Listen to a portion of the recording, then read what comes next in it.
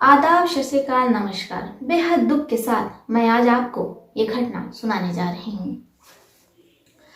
एक बेटे को पिता के आखिरी समय में अस्पताल के शीशे से भी नहीं देखने दिया गया। ऐ पुलिस वालों, तुम्हारे अंदर इंसानियत नहीं है क्या? तुम भी तो एक पिता हो, एक बेटे हो, फिर इंसानियत को शर्मसार कैसे कर सकते हो? यहाँ मैं बात कर रही हूँ मुख्तार अंसारी के बेटे उमर अब्बास की, जिसको पुलिस वालों ने आईसीयू के शीशे से भी अपने पिता को आखिरी बार देखने नहीं दिया था। बेटा गिड़गिड़ाता रहा, अपने पिता से मिलने के लिए तड़पता रहा, बेचैन रहा, लेकिन एक बेटे को पिता से नहीं मिलने दिया गया और आखिरी समय में पिता को अपने बेटे से नहीं मिलने दिया गया। जेल प्रशासन को इस पर संज्ञान लेना चाहिए और इंसानियत को शर्मसार करने वाले लोगों पर कार्रवाई होनी चाहिए। आखिरी समय में पिता अपने बेटे से, अपनी पत्नी से, अपने परिवार से नहीं मिल पाता है। वो आखिरी समय में भी उनसे कुछ नहीं कह पाता है, ना बात कर पाता है, ना अपने दिल का दर्द कह पाता है। वो किसी से बिना कुछ कहे इस दुनिया से बड़ी बेरहमी से रुखसत हो जाता है। लेकिन पुलिस वालों का, ना ही जेल प्रशासन का, किसी का दिल नहीं पसीजता है। जेल प्रशासन को इस पर संज्ञान लेना चाहिए। मैं जेल प्रशासन से गुहार करती हूँ कि प्रशासन इस पर संज्ञान ले और किसी भी कैदी के साथ ऐसा कभी भी ना होने पाए। जो जेल की दीवारों पर लिखा होता है, जुर्म से नफरत कीजिए, मुजरिमों से नहीं, तो फिर मुख्तार अंसारी के साथ, उनके बेटों के साथ, उनकी पत्नी के साथ, परिवार वालों के साथ इतनी नाइंसाफी क्यों हुई? एक पिता जो अस्पताल में है, बीमार है, बेड पर है, उसके पास उसका कोई अपना मौजूद नहीं है जो उसका हाथ पकड़ सके, जो उसके सर को सहला सके। ऐसे समय में परिवार वाले मरीज के निकट होते हैं, उसे ढाढ़स बंधाते हैं, लेकिन मुख्तार अंसारी के पास कोई भी नहीं था। और जब मुख्तार अंसारी इस दुनिया से रुखसत हो जाते हैं तो पुलिस वालों का फोन आता है कंधा देने के लिए। इंसानियत को शर्मसार कर देने वाली इस घटना पर आपकी जो भी राय है, आप मुझे कमेंट बॉक्स में दे सकते हैं, क्योंकि आप भी एक पिता हैं, आप भी एक बेटे हैं, आपकी भी पत्नी है, परिवार है। तो इंसानियत के लिए दो टूक शब्द कमेंट में जरूर लिखिए। मुख्तार अंसारी भारतीय माफिया डॉन और उत्तर प्रदेश के राजनेता मुख्तार अंसारी मऊ निर्वाचन क्षेत्र से विधानसभा के सदस्य के रूप में 5 बार विधायक चुने गए। वह अन्य अपराधों सहित कृष्णानंद राय हत्या के मामले में मुख्य आरोपी थे, लेकिन अंसारी को दोषी नहीं ठहराया गया। मुख्तार अंसारी का जन्म 30 जून 1963 को हुआ। उम्र 60 वर्ष। आइए जानते हैं कि मुख्तार अंसारी की मौत कैसे हुई। लगभग 2.5 साल से बांदा जेल में बंद पूरब के माफिया मुख्तार अंसारी की गुरुवार देर रात हार्ट अटैक से मौत हो गई। मुख्तार को मौत से करीब 3 घंटे पहले ही इलाज के लिए मंडली कारागार से मेडिकल कॉलेज लाया गया था, जहां 9 डॉक्टरों की टीम उनके इलाज में जुटी थी। रात लगभग 10:30 बजे प्रशासन ने मुख्तार अंसारी की मौत की सूचना सार्वजनिक कर दी। तब तक मुख्तार के परिवार का कोई सदस्य मेडिकल कॉलेज नहीं पहुंचा था। गुरुवार शाम लगभग 6:30 बजे मुख्तार अंसारी की जेल में तबीयत बिगड़ी। इसके बाद प्रशासन के अधिकारियों ने मौके पर पहुंचकर लगभग 8:30 बजे के आसपास उन्हें मेडिकल कॉलेज ले गए, जहां 2 घंटे तक उनका इलाज चला। उन्हें आईसीयू से सीसीयू में शिफ्ट किया गया, जहां रात 10:30 बजे के आसपास उनकी मौत हो गई। 3 दिनों से बीमार चल रहे जेल में बंद माफिया मुख्तार अंसारी की तबीयत गुरुवार रात अचानक फिर से बिगड़ गई। सूचना मिलते ही जिलाधिकारी दुर्गा शक्ति नागपाल, एसपी अंकुर अग्रवाल, कई थानों की पुलिस फोर्स के साथ मंडली कारागार पहुंचे। करीब 40 मिनट तक अधिकारी जेल के भीतर रहे। इसके बाद मुख्तार अंसारी को एम्बुलेंस से दोबारा मेडिकल कॉलेज ले जाया गया। बताया जा रहा है कि मुख्तार अंसारी को दिल का दौरा पड़ा है। रात में अस्पताल में उनका निधन हो गया। दरअसल 2 दिन पहले 26 मार्च को मुख्तार अंसारी ने जेल प्रशासन से पेट में दर्द की शिकायत की थी। इसके बाद उन्हें मेडिकल कॉलेज में भर्ती कराया गया था। यहाँ डॉक्टरों ने ज्यादा खाने व कब्ज का इलाज करने की बात कही और 14 घंटे बाद उसी दिन देर शाम उन्हें वापस मंडली कारागार भेज दिया गया। इधर गुरुवार शाम 7:30 बजे के आसपास अचानक मुख्तार अंसारी की तबीयत बिगड़ने पर प्रशासन ने आनन फानन उन्हें मेडिकल कॉलेज में भर्ती कराया। मुख्तार अंसारी के स्थानीय अधिवक्ता नसीम हैदर ने बताया कि मुख्तार को हार्ट अटैक पड़ने की आशंका है। इधर हालात बिगड़ने ना पाए इसके लिए जिले भर की पुलिस फोर्स को अलर्ट कर दिया गया है। जेल के भीतर भी पुलिस फोर्स तैनात कर दी गई है। मुख्तार अंसारी ने खाना पीना छोड़ दिया था। वो खाना पीना ना के बराबर खाते थे। 2 दिन पहले मेडिकल कॉलेज से आने के बाद मुख्तार अंसारी ने खाना पीना एकदम भी नहीं खाया था और ना तो उन्होंने पानी पिया था। बुधवार को उन्होंने केवल फल खाए थे। गुरुवार को मुख्तार अंसारी ने सिर्फ थोड़ी सी खिचड़ी खाई थी। जेल सूत्रों के मुताबिक गुरुवार दोपहर से उनकी तबीयत दोबारा बिगड़ने लगी थी। सूचना मिलते ही जिला अस्पताल के 3 डॉक्टरों की टीम ने मौके पर पहुंचकर उनकी सेहत की जांच की थी। इसके बाद उन्हें बांदा मेडिकल कॉलेज ले जाया गया, जहां डॉक्टरों ने उन्हें मृत घोषित कर दिया। डॉक्टरों के मुताबिक मुख्तार अंसारी की मृत्यु दिल का दौरा पड़ने से हुई। बता दें कि 26 मार्च की देर शाम जब मुख्तार अंसारी को मेडिकल कॉलेज से वापस मंडली कारागार लाया गया, तभी से उन्हें अपनी तबीयत पूरी तरह से ठीक नहीं लग रही थी।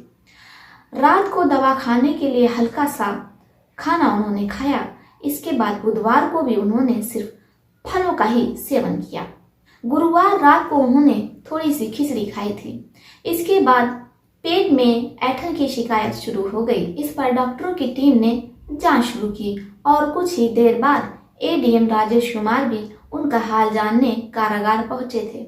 शाम 7 बजे के आसपास दोबारा तबीयत खराब होने की शिकायत पर डॉक्टरों के अलावा प्रशासन के अधिकारी भी कारागार पहुंचे। उन्हें इलाज के लिए मेडिकल कॉलेज पहुंचाया गया। भाई और बेटे ने 2 दिन पहले भी आशंका जताई थी।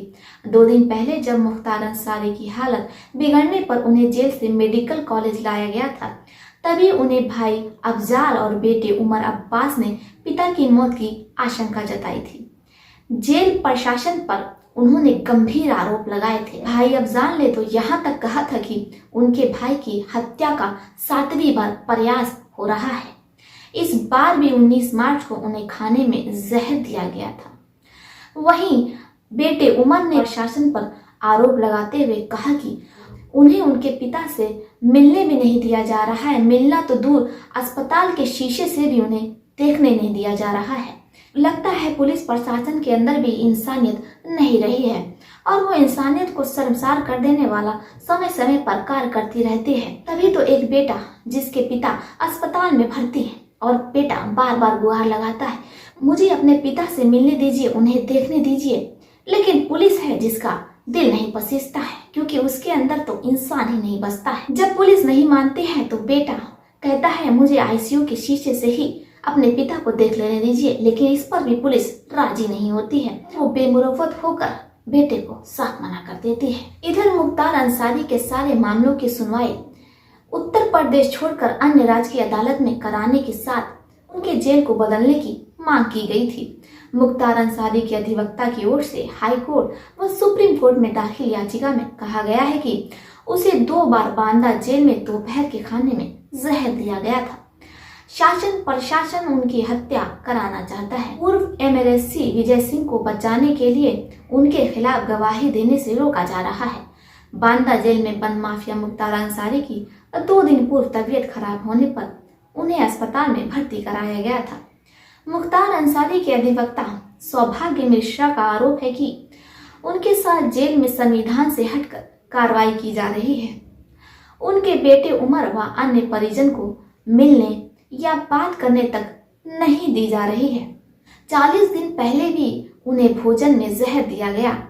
10 दिन पहले भी दोपहर के भोजन में उन्हें जहर दिया गया था। उनका आरोप है कि जेल अधिनियमों के विपरीत शासन प्रशासन कार्य कर रहा है।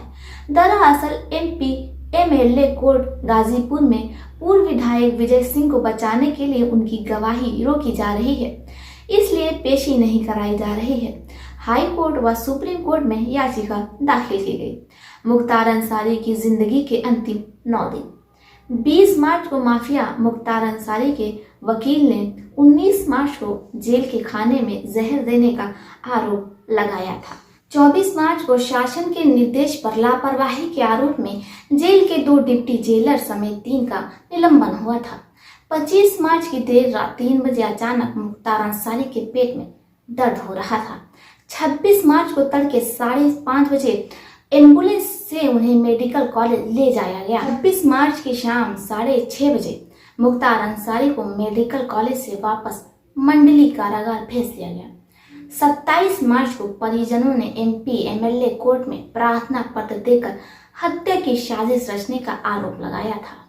27 मार्च की शाम को Banda MP MLA court jail प्रशासन से मुख्तार अंसारी की सेहत की रिपोर्ट तलब की थी। 28 मार्च की दोपहर 2:30 बजे के आसपास मुख्तार अंसारी को फिर से तकलीफ हो रही थी। इस पर लगभग 3:30 बजे डॉक्टरों की टीम ने उनका चेकअप किया।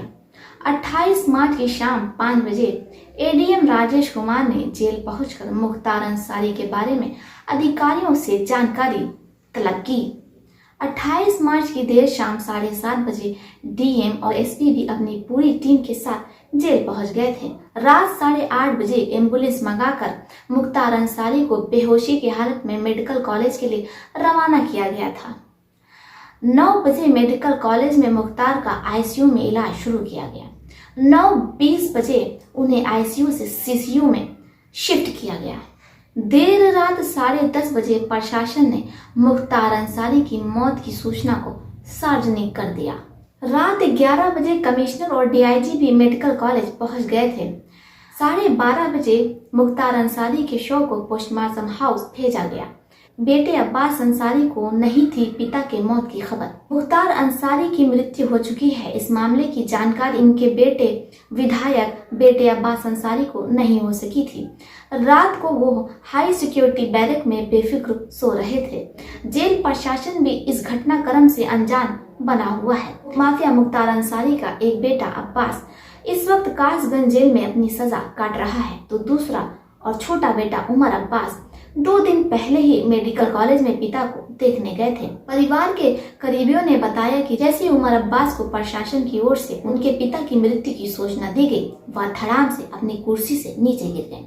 यहाँ मैं बात कर रही हूँ मुख्तार अंसारी के बेटे उमर अब्बास की, जिसको पुलिस वालों ने आईसीयू के शीशे से भी अपने पिता को आखिरी बार देखने नहीं दिया था। बेटा गिड़गिड़ाता रहा, अपने पिता से मिलने के लिए तड़पता रहा, बेचैन रहा, लेकिन एक बेटे को पिता से नहीं मिलने दिया गया और आखिरी समय में पिता को अपने बेटे से नहीं मिलने दिया गया। जेल प्रशासन को इस पर संज्ञान लेना चाहिए और इंसानियत को शर्मसार करने वाले लोगों पर कार्रवाई होनी चाहिए।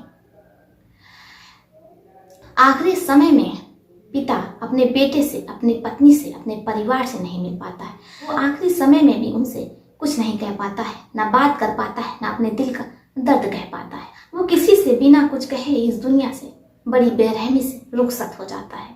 लेकिन पुलिस वालों का, ना ही जेल प्रशासन का किसी का दिल नहीं पसीजता है। इंसानियत को शर्मसार कर देने वाली इस घटना पर आपकी जो भी राय है, आप मुझे कमेंट बॉक्स में दे सकते हैं, क्योंकि आप भी एक पिता हैं, आप भी एक बेटे हैं, आपकी भी पत्नी है, परिवार है। जय हिंद, जय भारत। फिर मिलते हैं आपसे किसी और सच्ची घटना में। तब तक के लिए आप अपना और अपने परिवार का ध्यान रखिए।